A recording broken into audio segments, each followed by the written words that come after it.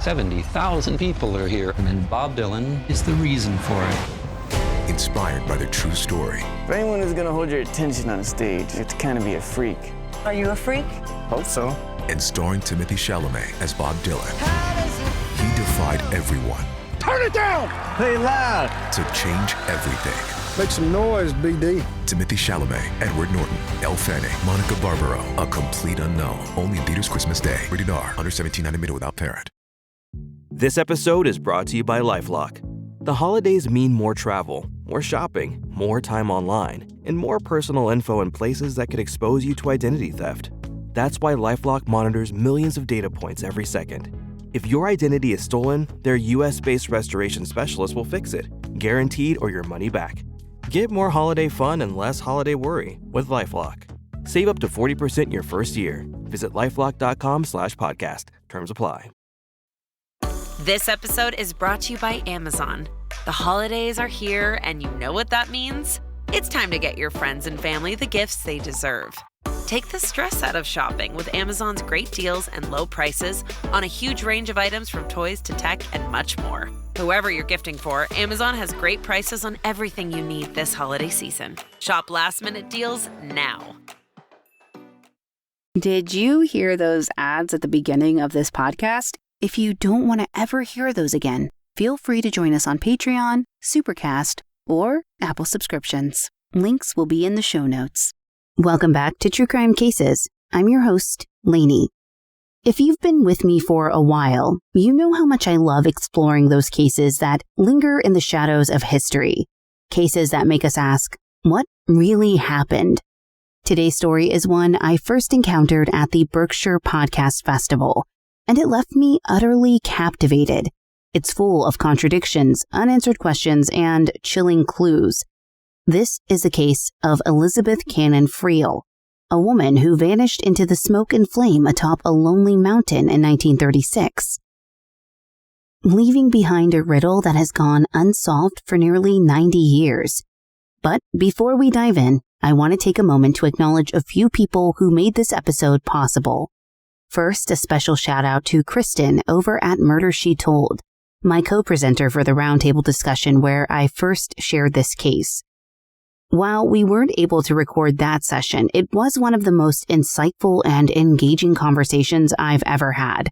If you've ever thought about attending the True Crime Podcast Festival, you absolutely should. The next one is happening July 18th through the 20th, 2025 in Boston. And it's events like that where discussions like these take on a life of their own. As always, our focus remains on victims. We aim to promote ethics and advocacy in the creation and consumption of true crime content, ensuring that these stories are told with care and respect. Lastly, a huge thank you to Aiden from Sustal. I lost my voice after the previous episode, and Aiden really stepped in and helped me out when I needed it most. So thank you, Aiden. You are a lifesaver. Now, let's set the scene. Imagine it's 1936. The world is in the grip of the Great Depression, and in the remote, windswept mountains of Vermont, a young woman named Elizabeth Cannon Freel mysteriously disappears. She's last seen heading up a rugged trail, her figure disappearing into the mist. Hours later, smoke rises from the summit, and when searchers arrive, they find only ashes and a few puzzling clues. Elizabeth's case is one of those rare stories that keeps pulling you deeper the more you learn. The official report was simple, an accidental death, likely due to exposure. But those who knew her never accepted that explanation. There were whispers, rumors of foul play, strange visitors to the area, and even the possibility of an elaborate cover-up. As we go through the details, I'll do something that's very rare. I'll actually share my theory at the end, but I'd love to hear yours as well. This case has twists and turns that will leave you questioning everything. So settle in, because the case of Elizabeth Cannon Freel is about to unfold. Elizabeth was 29 years old when she vanished. She was a bright, independent woman with a promising future. On the day she disappeared, she left behind a cryptic note. "I will be back by dusk. Don't worry." But dusk came and went, and Elizabeth was never seen alive again. What happened in those final hours remains a mystery. Okay, on to the show.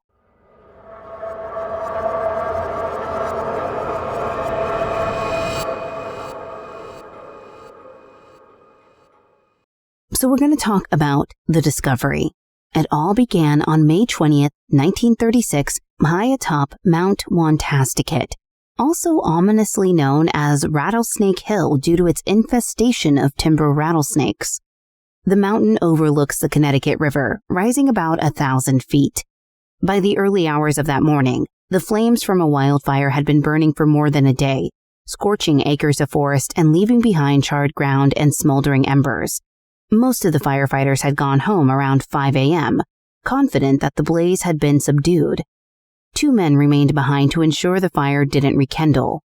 As they walked the scorched earth, something unexpected caught their attention, a shape among the embers. What they found was horrifying. A woman's body lay burned almost beyond recognition, with a partially melted suitcase lying atop her. Scattered around her body were dozens of bullets embedded in the dirt, a fully loaded .22 caliber revolver, 9 discharged shell casings, and 1 empty gallon metal syrup can. Her purse, partially burned but still intact, held 2 compacts with the initials HAH and 99 cents in change. Near the body, firefighters found her dentures, both upper and lower, eerily displaced from her mouth. So what happened to Elizabeth Freel atop that mountain? Why was she carrying so many strange items? And why were her limbs broken and her skull fractured? Now, before we dive into the evidence, let's rewind to what we know about Elizabeth's final days. Witnesses last saw her alive on the afternoon of May 19, 1936. 2 young women described encountering a tired, middle-aged woman with gray-tinged bobbed hair, wearing a blue dress and carrying a suitcase. She mentioned she was heading to the mountaintop for the views. Later, a foreman of a moth extermination crew, I know, they existed, how cool, reported hearing gunshots between 2 and 4 p.m., though he dismissed it as nothing unusual. Elizabeth had been using the alias Grace Hurley during her travels. She checked into the Plaza Hotel in Brattleboro and was seen purchasing a revolver in White River Junction just 2 days before her death. She had paid in cash, using a roll of bills totaling around $500, which was an extravagant amount during the Great Depression. And then there's the man. Witnesses saw Elizabeth traveling with a tall man around 50 years old with white hair. He kept a polite distance but seemed to be watching her closely. Who was he, and why was he following her? The evidence at the crime scene presents more questions than answers. Her body bore signs of blunt force trauma. Her arms and legs were broken and her skull was fractured. Yet the revolver nearby had not been fired, and the bullets found beneath her body came from a different gun, which was never found.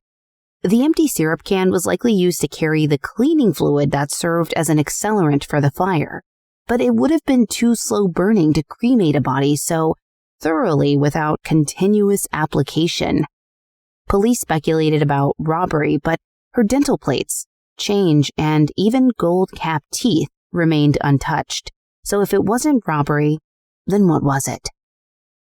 And I just have to say something that I noticed. Researching a case like this, filled with contradictions and unanswered questions, can be really mentally exhausting and emotionally taxing. In the past, I might have avoided covering a case like this simply because of how daunting it felt. But recently, I have noticed a change. And I know that it feels completely random, but honestly, it's been magic mind. I have found a new level of clarity and focus. And at first, I didn't think much of it. Day 1 felt like any other day. But then by day 3, things started to shift and my mornings started to feel sharper. My mind was clearer. By day 7, I was tackling dense research like with this case, with ease, powering through without any of those sluggish afternoon slumps. And that's why, honestly, I felt really ready to take on this case despite all of its complexities. It is what I normally, like I said, I would have normally just avoided this case and covered something that was solved. But I forgot to mention they also have a Black Friday offer that's good only until December 6th, where you get 50% off. So I'm going to put the link in the show notes, so just check it out. Let me know what you think. But sorry to digress. Let's get back to it. Let's dive back in because this is one story that will leave you questioning everything. Honestly, if we could have discussed this for like 3 or 4 hours, we could have, and we would have had plenty of theories to discuss. So, who was Elizabeth Freel? Elizabeth Cannon Freel was born and raised in Clinton, Massachusetts. And from the outside, she seemed to have it all. Wealth, a vibrant social life, and a prominent position in the community. She was well known among Clinton's elite, belonging to women's clubs that organized charitable events and fundraisers. Friends described her as eccentric, intelligent, and pleasant, someone who could light up a room with her vivacity. Despite her privileged lifestyle, Elizabeth carried on an air of mystery, an allure that kept even those closest to her at a distance. She was married to Robert Freel, a respected executive with the Wachusett Electric and Clinton Gas and Light Company. Together, they had 3 children, Robert Jr., a sophomore at the University of Pennsylvania studying veterinary medicine, and 2 daughters, Marie and Alice, who were close in age and preparing to graduate from Clinton High School. On the surface, they seemed like the picture-perfect family, but beneath the facade lay a more complicated story. Robert revealed that Elizabeth had been battling a nervous disorder for about 15 years, starting around the birth of their youngest child. Friends noticed her odd behavior as well, noting that she sometimes seemed disconnected from reality. Yet, this disorder sometimes fueled an irresistible wanderlust. Without warning, Elizabeth would announce that she needed to leave, sometimes saying she felt like taking a trip or just needing to be alone.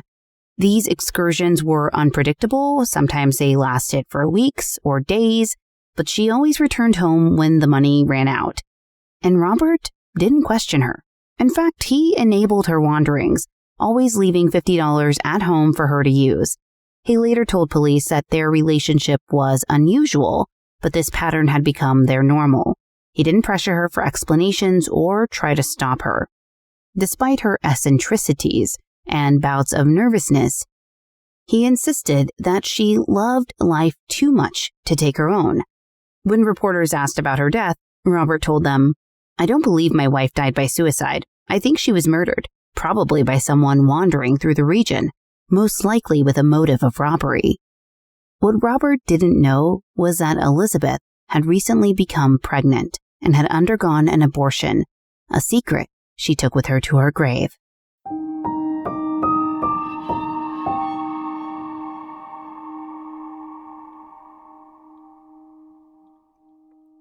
This holiday season, I gave my husband the gift of confidence with the Performance Package 5.0 Ultra from Manscaped. And let me tell you, he's one happy, well-groomed man. His eyes lit up like a kid on Christmas morning when he opened that box and found the Buttery Soft Boxers 2.0, the Sleek Sturdy Shed 2.0 toiletry bag, and the ultimate grooming tools, the Lawnmower 5.0 Ultra and the Weed Whacker 2.0. And trust me, the excitement wasn't just for show. He dove right in, truly impressed by the precision and smooth trimming power of the Lawnmower 5.0 Ultra. Even those pesky ear and nose hairs didn't stand a chance against the Weed Whacker 2.0. He's feeling very fresh, polished, and dare I say, ready to slay every holiday event. But it doesn't stop there. The Crop Soother Ball Aftershave Lotion and Crop Preserver Ball Deodorant, they are game changers, keeping him comfy, fresh, and confident all day long. So if you want the real MVP of gifts this season, head over to manscaped.com and use code LANIE, LANIE, for 20% off and free shipping. Trust me, you won't regret it. I haven't, and neither will he.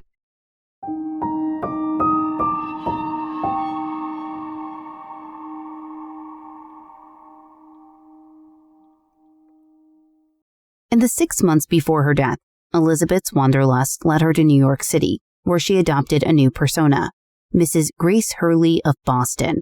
She stayed in high-end hotels, bought expensive clothes, and amassed a staggering bill of $1,100, which is equivalent to over $21,000 today. Remarkably, Robert paid the bill without question. But it was through this extravagant trip that he discovered her new persona, Grace Hurley. Her next trip came on May 4th, 1936, just weeks before her death. She traveled to Brattleboro, Vermont, again using the name Grace Hurley. She checked into a hotel near Rutland and, curiously, bought a revolver that same morning. She seemed aloof and distant, with the hotel owner noting that she spent long hours sitting by the window or on the veranda, appearing to watch or wait for someone. She also asked detailed questions about local trails and took long walks along railroad tracks, a strange pastime for a wealthy woman in the 1930s. When she left the hotel on May 11th, she claimed it was only because she had run out of clothes, stating, "I only have one dress with me and it's dirty," but she would return soon enough. After a brief return home, Elizabeth set off again with the $50 Robert left her, once more adopting the name Grace Hurley. She checked into another hotel in White River Junction, Vermont, and exchanged the revolver she had purchased earlier for a smaller .22 caliber revolver, the same one found at the crime scene. She also bought a 1-gallon maple syrup can and filled it with a flammable cleaning fluid. On the morning of May 19th, she told housekeeping not to change the bedding, claiming she would return that evening, but she never did. Instead, she inquired about bus tickets, though no buses were running. She eventually purchased a train ticket to Greenfield, Massachusetts. Witnesses observed a man accompanying her, tall, around 50 years old, with white hair. He seemed to watch her closely, though they kept a certain distance. Both disembarked at Brattleboro, but while Elizabeth checked into the Plaza Hotel, the man's whereabouts remained unknown. She checked out the next day and didn't live to see another. Now, police did have several theories. They believed Elizabeth bought the pistol because she was in danger, but we don't know what that danger could have been, and it doesn't seem that anyone else knew either. Vermont State Detective Almo Franzoni believed Elizabeth had died by suicide. He claimed that she had climbed the mountain, intending to set herself aflame and immediately shoot herself. However, the shock of the flames threw her backward where she hit her head on a sharp rock. Now, this obviously makes no sense because where did the bullets under her body come from if no gun was fired? New Hampshire state medical examiners disagreed with all of the theories of suicide. The location of the head trauma did not fit with her falling over.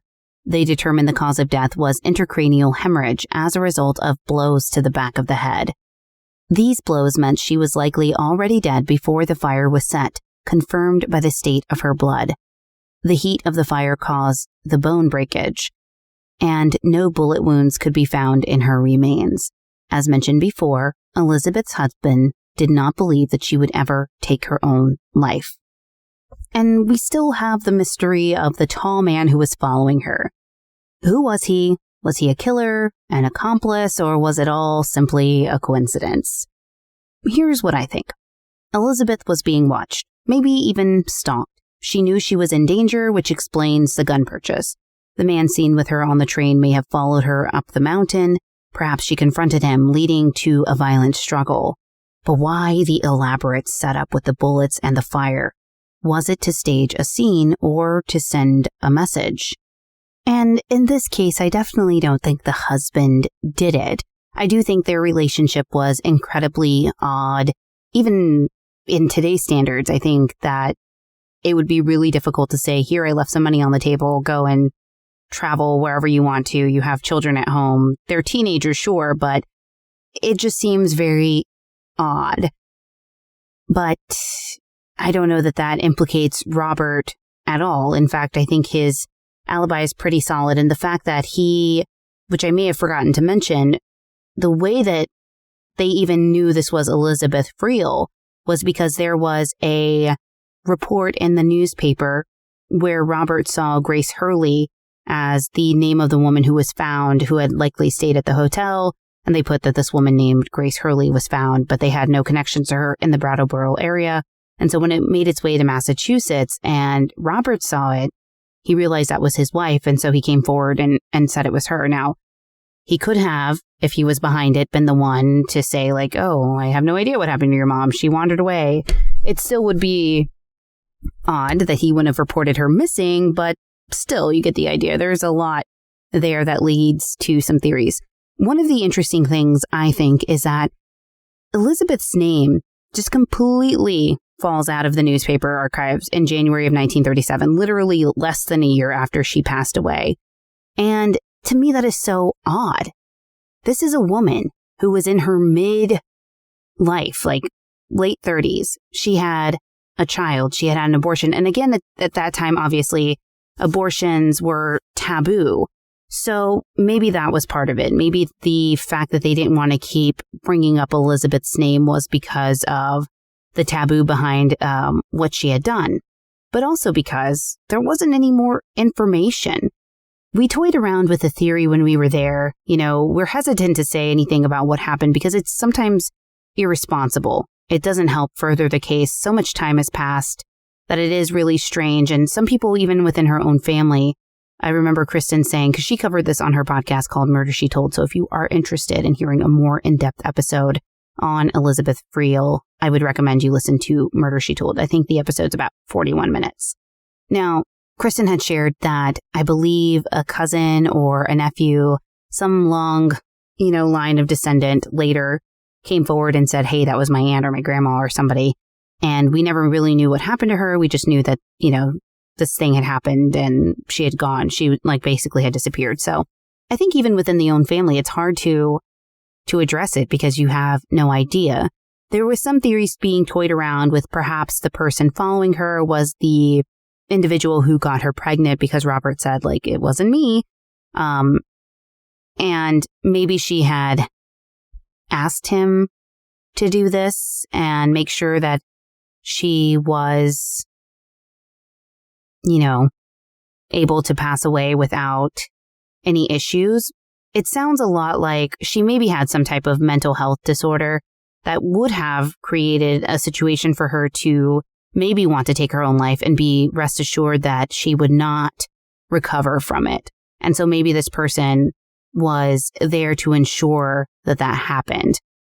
It's very strange that an almost middle-aged woman would climb up a hill in heels to a rattlesnake-infested mountain and go up there simply for the scenic views. A lot of the story and case does not make sense. And I realize partly of why I don't like to cover them is because the unresolved feeling of it all is frustrating.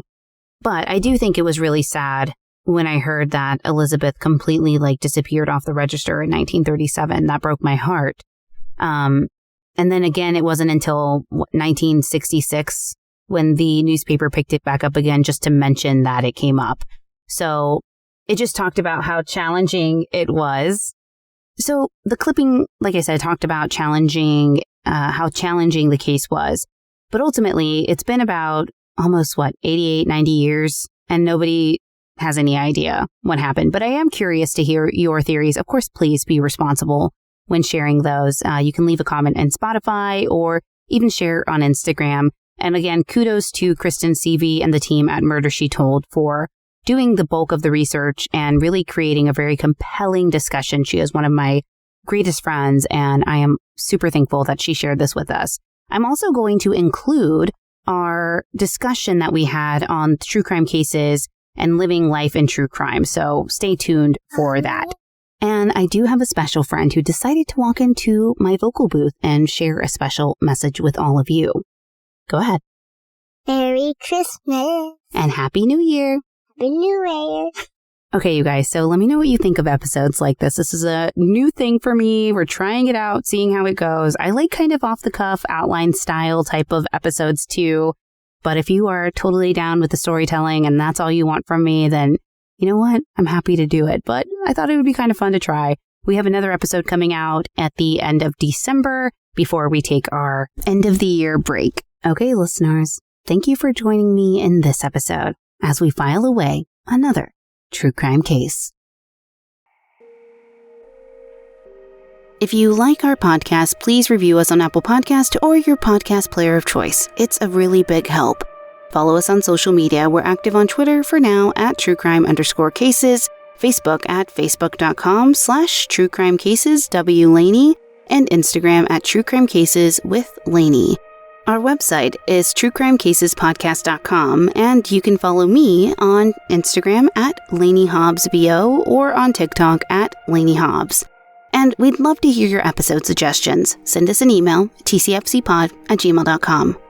This episode was researched and written by Rachel Spillers. She can be contacted at rachelspillersresearch@gmail.com and is a proud graduate of the True Crime Podcast Training Program. Editing and production assistance by Jesse Hawk of the Inky Paw Print. Audio engineering produced by the best in the business, Neeks at We Talk of Dreams. Check him out on Twitter at We Talk of Dreams or at theinkypawprint.com.